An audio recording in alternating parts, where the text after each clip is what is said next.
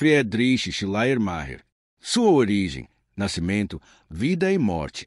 Friedrich Daniel Ernst Schleiermacher, nascido em Breslau, antiga Prússia e atual Polônia, em 21 de novembro de 1768 e morreu em Berlim, Alemanha, no dia 12 de fevereiro de 1834, veio de uma família profundamente religiosa.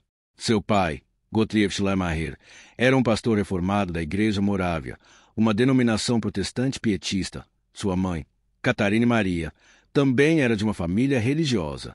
Ele cresceu em um ambiente de intensa piedade cristã, o que influenciou profundamente sua teologia mais tarde.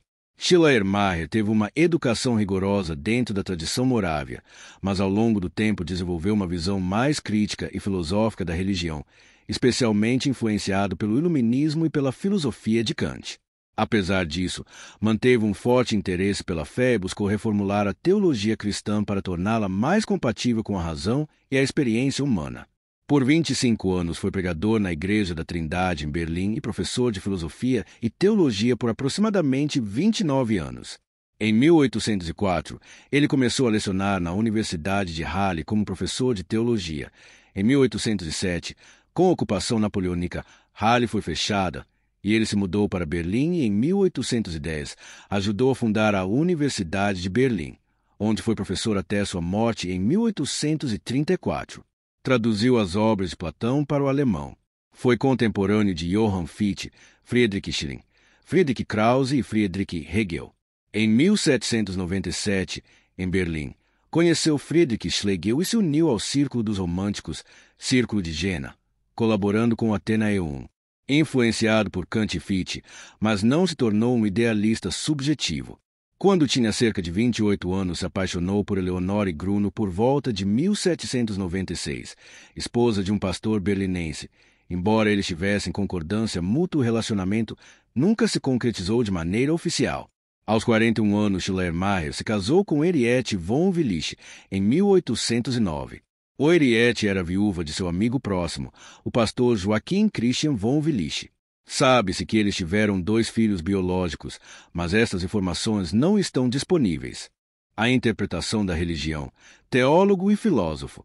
As obras que lhe deram maior notoriedade foram os Discursos sobre Religião, publicado em 1799, que foi sua resposta para os iluministas e racionalistas da época, que tentavam reduzir ao obsoleto e irracional.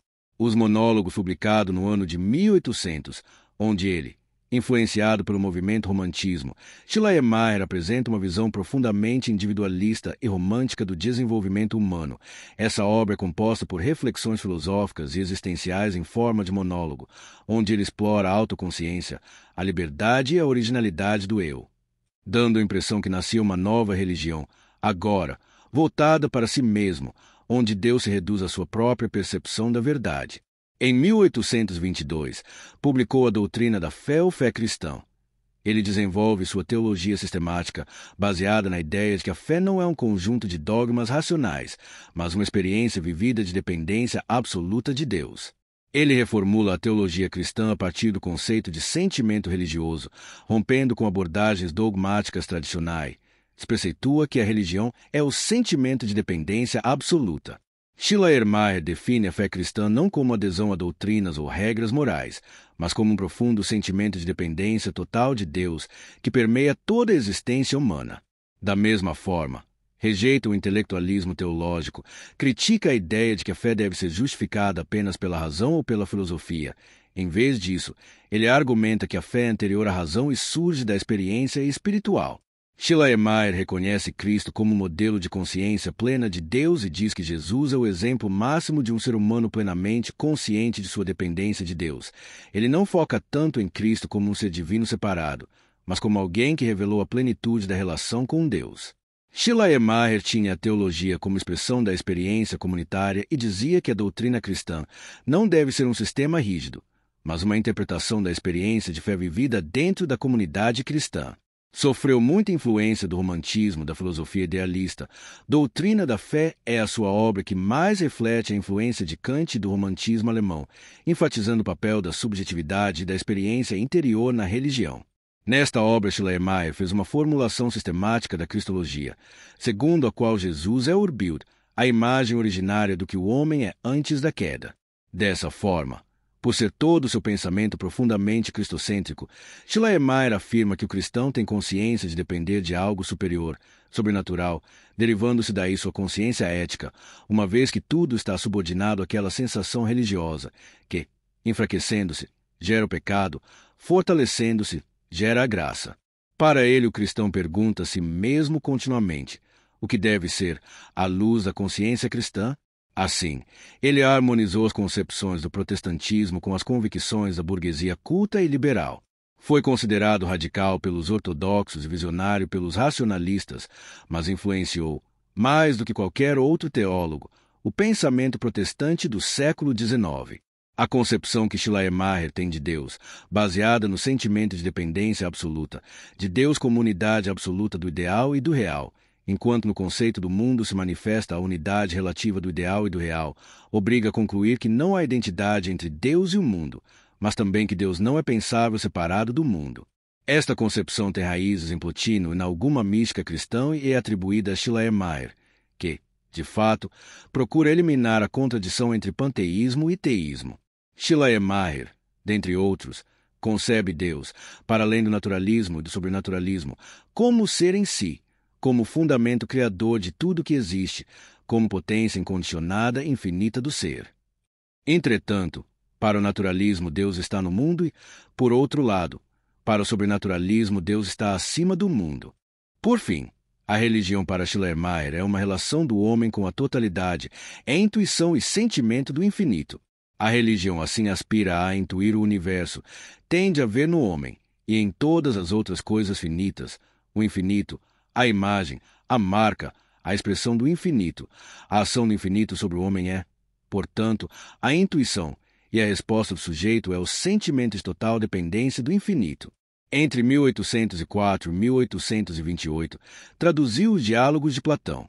Póstumamente, foram publicadas as aulas relativas à dialética, à ética e à estética, além de outros temas, dentre os quais revestem-se de particular importância a hermenêutica, na qual se revela precursor. O impacto dessa obra foi fundamental para o desenvolvimento da teologia liberal, influenciando o pensamento teológico moderno, abrindo caminho para uma abordagem mais existencial e psicológica da fé, inspirando teólogos como Karl Barth e Paul Tillich. No geral, Schleiermacher quis mostrar que a fé cristã não é um conjunto de verdades racionais a serem aceitas, mas uma experiência profunda e essencial do ser humano, centrada no sentimento de total dependência de Deus. Conclusão: Schleiermacher é considerado o pai da hermenêutica e da teologia liberal, por seus pensamentos e teses por ele defendidas.